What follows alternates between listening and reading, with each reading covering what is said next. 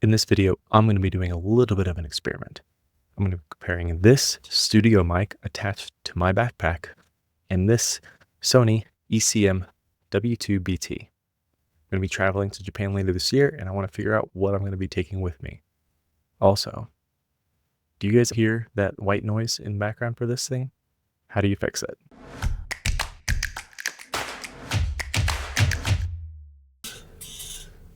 If you're like me, you probably want to try to get the best audio you can in your videos. My first thought was to bring this thing with me everywhere. If you guys can see, I've attached my ECM S1 to a screw mount adapter connected to my Peak design, so I can easily and reattach.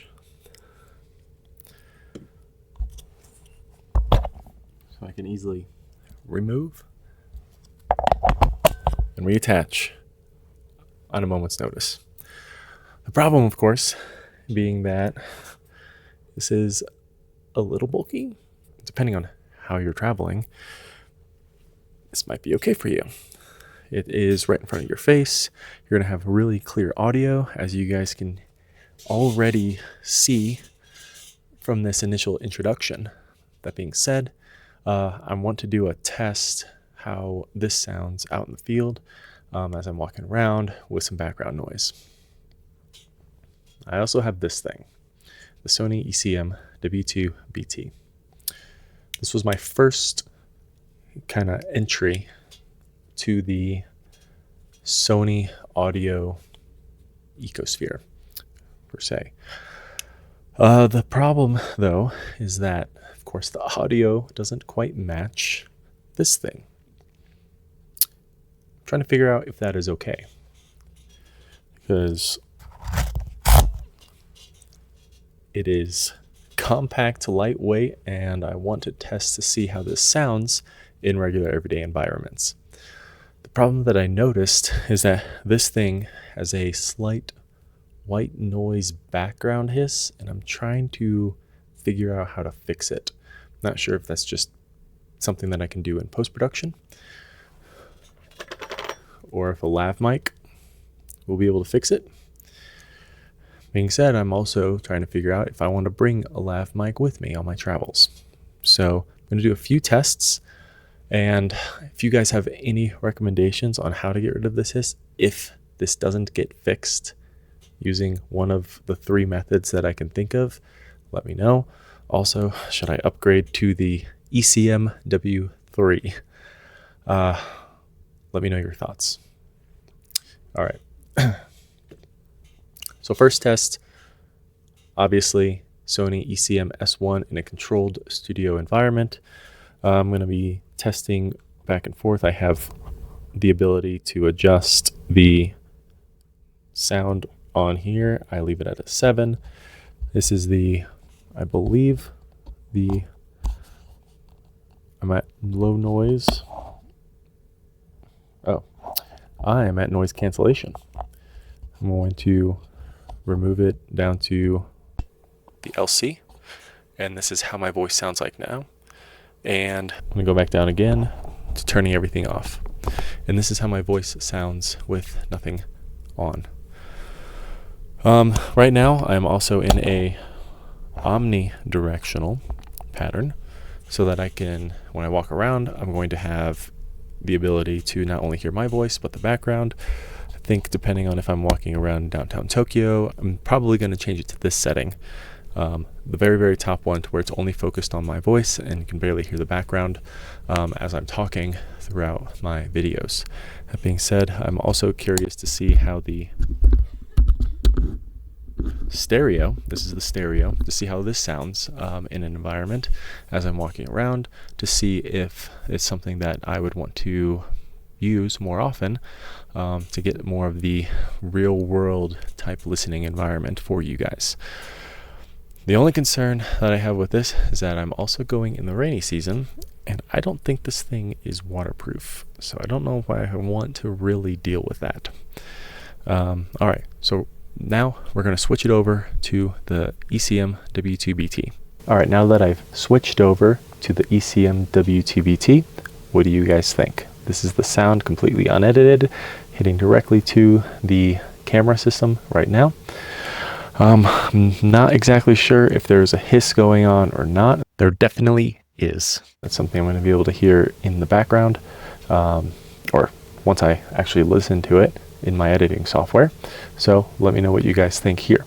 Also, I'm not 100% sure if the thing is picking up my voice very well compared to the ECM S1. I'm hoping it is. I'm going to switch it to 10 because I've also heard that putting it on 10 might also help with the hissing noise just a little bit. So I'm doing a quick test to see if this helps at all. Surprisingly, putting the attenuation down to 10 helps out the hissing noise, at least from my perspective, quite a bit. I'm also going to test out, see if I want to have the mic in general, just sitting here, seeing how this sounds while the mic is right in front of me, to see if it picks up my voice any easier. And this is a quick test of that. Initial thoughts with the change in the location from my shoulder strap to the front of me. Didn't really notice a difference. I actually thought I sounded a little bit clearer when I had the mic onto my shoulder strap. What I'm going to be trying next is with the Lav mic. It is the Sony ECM LV1. It has stereo mic. It has the ability to adjust. It has left and right speakers. If you can see here, there we go. The only problem that I'm worried about is the wire here. So stand by while I connect this. All right, it took me a minute, but I was able to connect the Lav mic to here, run it through this this elastic type hole that my bag currently has, and have the mic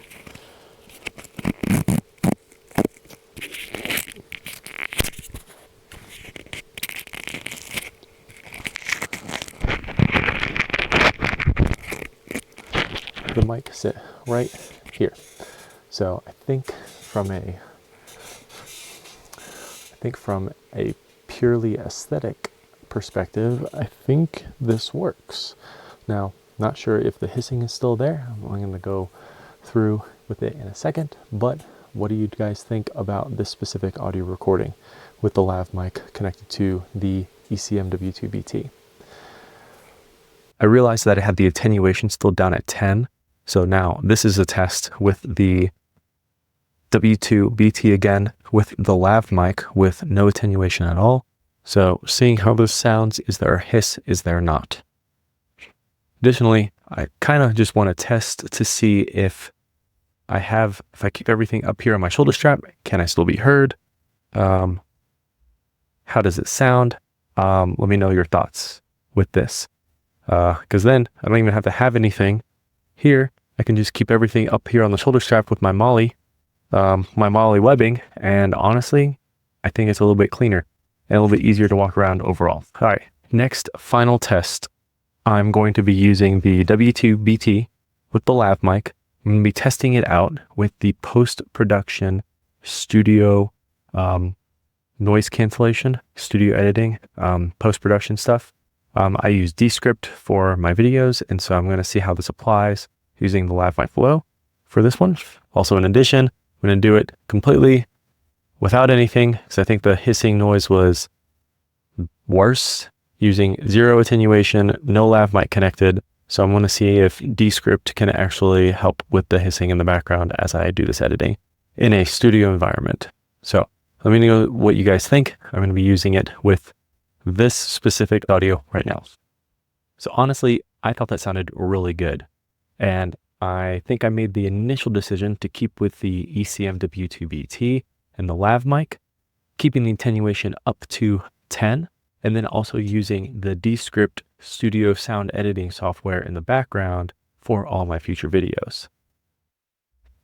I think it's going to go a little bit better on my travels to Japan than lugging this thing around. The one thing I forgot to mention that was kind of in the realm of like a deciding factor was the fact that the ECM S1 was a USB-C, while the older W2 BT still had the USB-A charging port.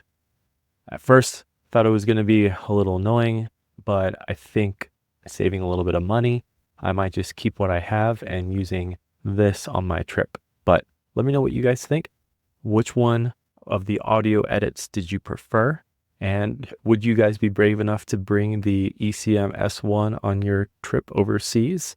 And then would you recommend me upgrading to either the Rode Video Mic Pro or the Sony ECM W3 or something else altogether? Thank you guys again for watching. If you guys liked this content, please like, follow, share, and I'd be happy to answer any questions that you might have regarding my kit currently. Next video, I will be going outside to do the same exact test. So please hit that notification button and you guys will get to see when that gets released next. Thanks again. Have a good day, guys.